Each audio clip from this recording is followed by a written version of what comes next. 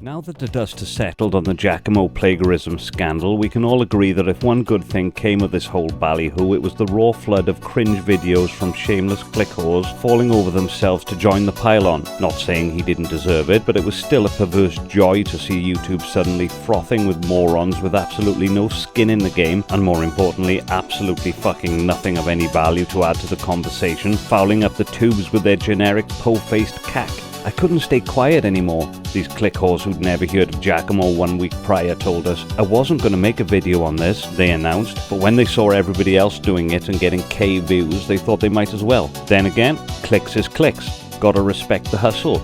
The more I think about it, the more I think that in order to grow this channel, I too should be jumping on these bandwagons. I had never heard of that Giacomo clown before his stupid face started appearing over my front page a few weeks back either, and I frankly couldn't give a shit about this prep school busker or that kind of music. I don't even know what kind of music it is, so I don't really have any skin in the game either, but I can do indignation like the best of them. Just listen. Let's call it what it is. Theft. Jocko Homo has built a digital empire off the backs of honest musicians who spent years crafting original work and honing their art, whereas this shameless, grifting Instagram monkey chose the path of least resistance, stealing music and branding it as his own. Or maybe I'll go down the route of rage baiting and contrarianism. More howling from the peanut gallery this week as the YouTube outrage crop sprayer started pumping its predictable self-righteous shit all over everybody's front page. Listen, you clowns, Giacomo did nothing wrong. If those guitar solos were the sacred masterpieces everybody is acting like they are, then someone would have noticed them in the first fucking place. Instead, they languished in double-figure viewership, shot on 0K resolution potato cameras, washed in bedroom reverb, and executed by someone with all the charisma of a dishwasher. And the minute someone who actually knows how to perform takes a few creative liberties, it's suddenly pitchfork and ducking stool time. Yeah, probably the latter. I think it's more on brand. The worst videos I saw were from channels who weighed in and couldn't even be bothered to pretend they had any interest in it. These JoJos were too cool to get indignant, but lacked the balls to go full contrarian, and felt that being sat next to an amp stack or having a guitar on the wall behind them somehow legitimized their non-content. They said shit like, "Hey, I think everybody needs to take a deep breath," or "I hope he learns from this and moves on." I don't. Or claimed they didn't want to spend too much time on Giacomo, because they're above such things, and instead wanted to pontificate about how we consume online content and music and our relationship to the social media artist. Boring, pitchforks, rage bait, or get the fuck off. All very well, you might think. If this black cassette guy wants to sell out and chase drama clicks, he's perfectly at liberty to do so. But why is he dragging up Giacomo, Jubilee Jordan Peterson and Willow Smith now? That shit's so May 2025. Well, this isn't a genuine attempt to jump on the bandwagon. This is proof of concept that I can jump on the bandwagon next time one goes rolling past. Let's call it a dry run. Nothing much cooking at the moment anyway. I know I'm too late to suckle at the teat of Giacomo's treachery, but the next time I'll be on it like a fucking tiger. The next time some joker sticks his head above the parapets of acceptable internet behavior, he's getting it right between the eyes from black cassette music. I got like 5 videos, 100 views and 2 subscribers. I tried to do this the honourable way. Even Brian Wilson's timely death didn't bump viewership on my Beach Boys videos. Lesson learned. You gotta play the game. It's reaction videos and t-shirt of the week drama from here on out. Now, since I'm a music channel, I'm perfectly entitled to comment on Giacomo and Willow Smith, who I'm coming to, don't worry. Less so Jordan Peterson. Well, I don't care. Everybody else was chasing clicks, sticking his face on their thumbnails, so I don't see why I can't. I'll find a tenuous music angle, don't you worry.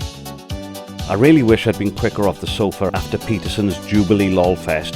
Peterson would have been perfect, by which I mean a middle-aged white guy. I'm gonna trash Willow Smith in this video, and I got another one about Jay-Z in the pipeline, and I just realised that maybe the optics aren't good. But back to Willow Smith.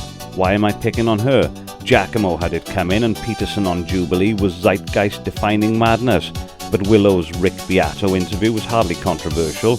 She seemed inoffensive. Haven't I got anything better to do? I don't know. I find her and her whole idiotic family kind of annoying. I find that Beato dude kind of annoying too. So when I saw him interviewing her, I had to watch. It was there on my front page like a scab waiting to be picked. And no one likes a good scab picking more than me. Most of my front page is people I hate. Like fucking Uncle Arthur here, the most pretentious, charmless, double-digit IQ midwit on all of YouTube, the Daily Wire equivalent of a pick-me girl. Turn your fucking chair the right way round, dickhead. Or these bellends, constant whining and the lip. I'm not singling them out because of their views. I'd consider myself a liberal if you put a gun to my head, but I'm not particularly woke. I've been sent for sensitivity training twice by 2 different employers. I once ended up on a workshop on female genital mutilation, being scowled at by intersectional feminists for 2 days for showing an elderly trustee how to access porn. I don't really care about politics, I care about music.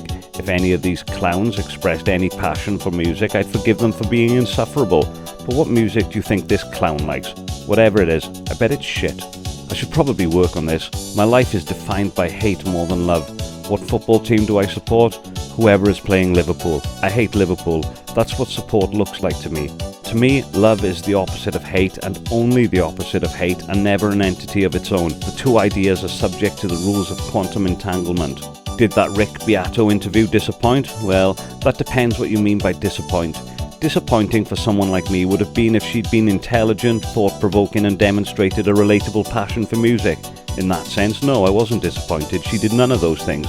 It was the blandest, most insipid interview I've ever seen. It was like an interview written by ChatGPT. Was she obnoxiously unlikable? No.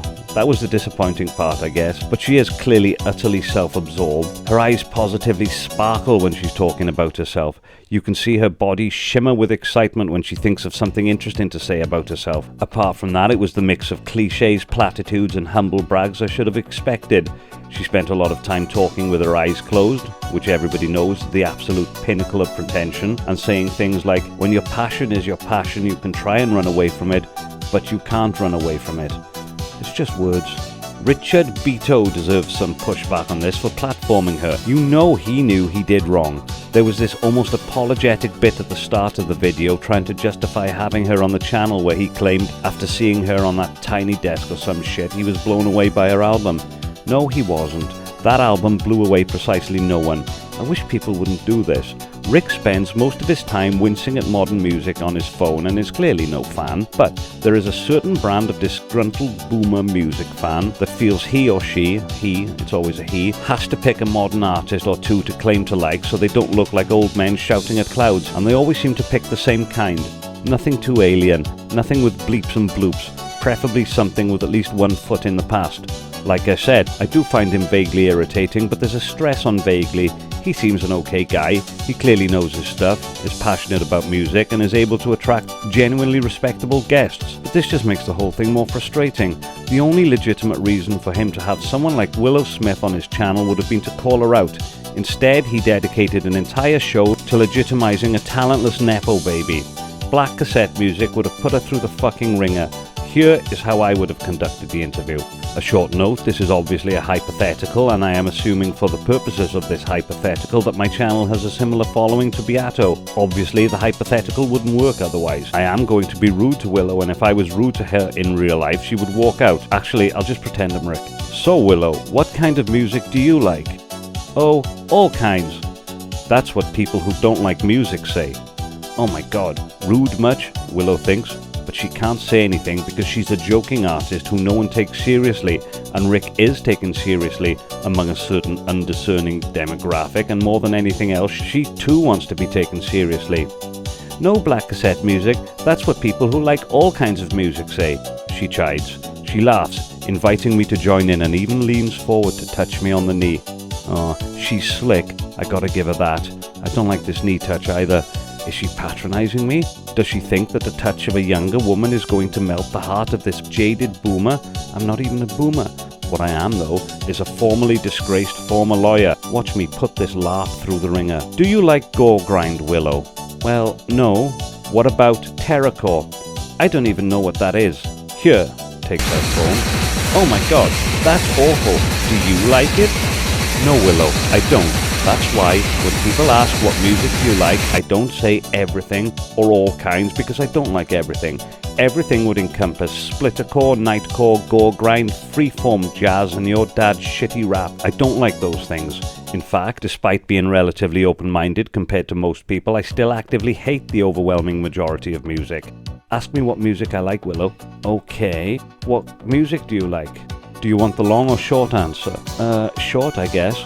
I suppose you might primarily classify me as a rock fan. My main areas of interest are classic rock and prog rock, post-punk, industrial, alternative rock, indie and metal. Also, electronic music, from Tangerine Dream and the Berlin School musicians of the 70s right through to modern dance music forms. Do you see what I did there, Willow? I answered the fucking question. The only thing you've done in this entire shitty non-interview is say words. Something like that. That's okay, right? Didn't really go anywhere, did it? It's no worse than some of the shit I saw. Anyway, that's enough for this time. Putting them speech bubbles in is tiresome work. Let me know who I should get fake Rick Beato to interview next. I'm thinking maybe Jordan Peterson.